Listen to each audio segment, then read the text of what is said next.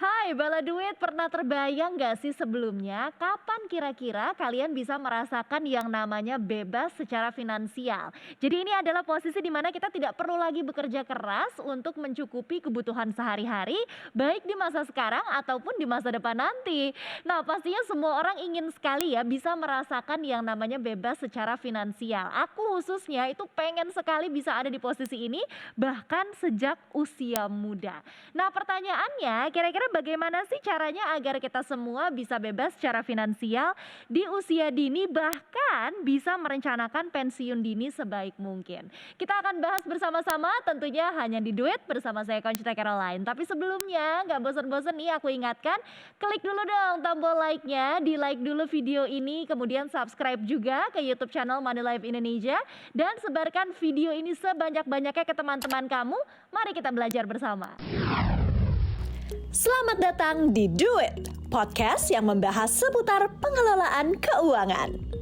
Dalam setiap episode, saya akan berbincang dengan bintang tamu yang menarik dan juga para expert yang akan menjawab segala permasalahan finansial. Bersama saya, Conchita Caroline, inilah Do It. Nah, kalau pembahasannya sudah menarik begini, rasanya sayang ya kalau saya hanya sendirian. Jadi di studio juga sudah hadir nih teman saya yang juga akan turut meramaikan topik kita hari ini. Sudah ada seorang komika, Mas Gideon Tulus. Apa kabar, Mas Baik, Tulus? halo Kak. Mas Tulus ini kan biasanya dipanggilnya Bang Tulus. Aku panggilnya Mas atau Bang nih sekarang? Tulus aja, tulus. Tulus aja. Tulus aja. Oke, dan nggak ketinggalan juga nanti akan ada seorang pakar yang akan memberikan nasihat-nasihat dan pengetahuannya juga nih kepada kita Bala Duit. Beliau tidak lain dan tidak bukan adalah seorang Chief Agency Officer dari Money Life Indonesia. Mari langsung kita sapa bersama-sama Bapak Jeffrey Key.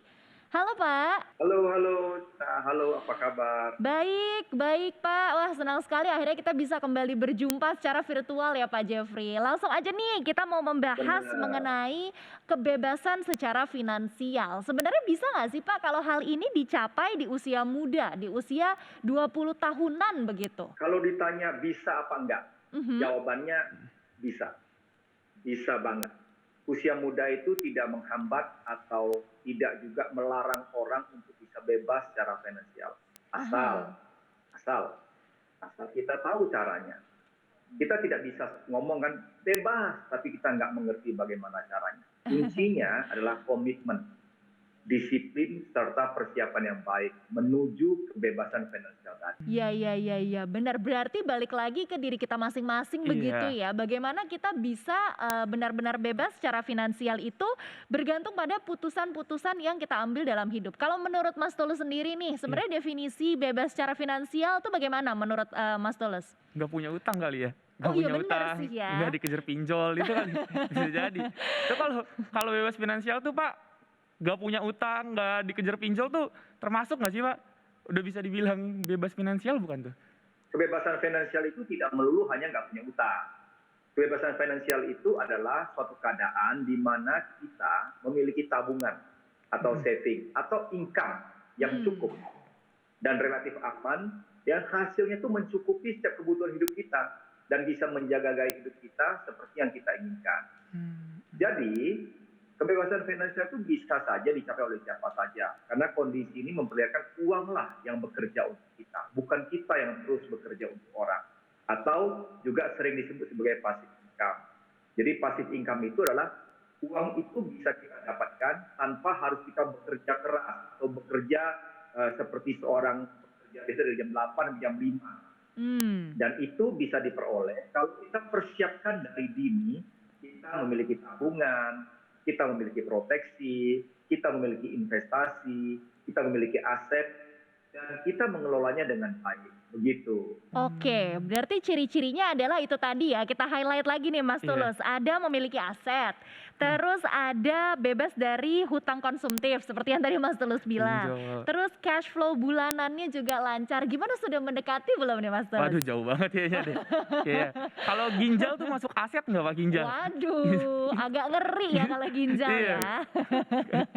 Tapi benar sih, memang kan sekarang itu generasi muda kalau bicara mengenai kebebasan finansial itu biasanya pandangannya hanya harta kekayaan atau tabungan yang dimiliki. Padahal sebenarnya masih lebih luas lagi ya Pak Jeffrey ya, tidak boleh dilupakan ada yang namanya aset kemudian bebas dari hutang konsumtif juga begitu Pak. Benar sekali, kita tidak saja punya hutang, itu tidak berarti kita bebas secara finansial.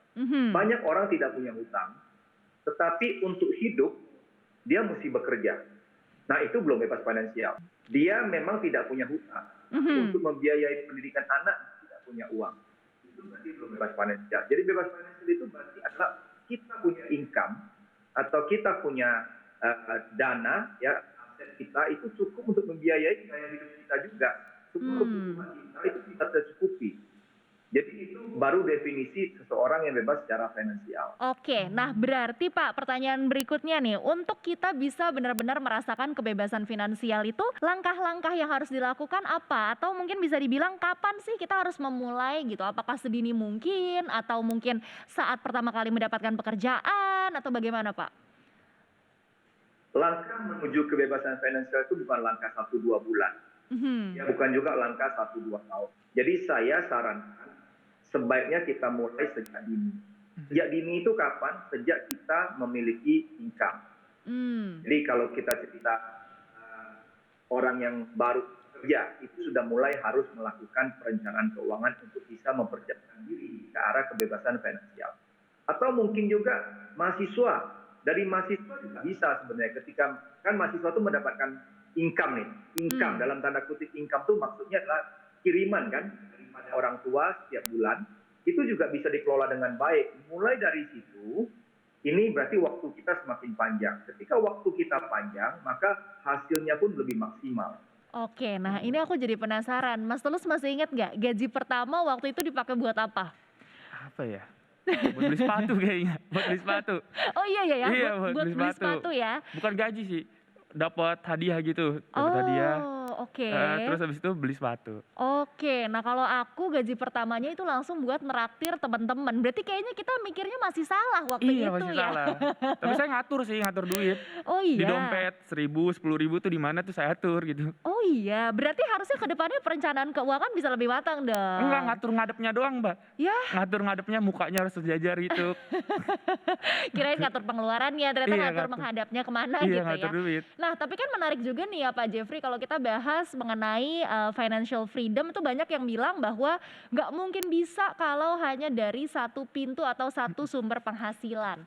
Cuma kan kalau kita bicara pekerjaan sendiri porsinya juga berbeda-beda. Kemudian orang juga tentunya menerima beban pekerjaan itu kapasitasnya juga berbeda-beda. Mungkin nggak sih kita mencapai kebebasan finansial hanya dengan satu pekerjaan aja, satu sumber pemasukan?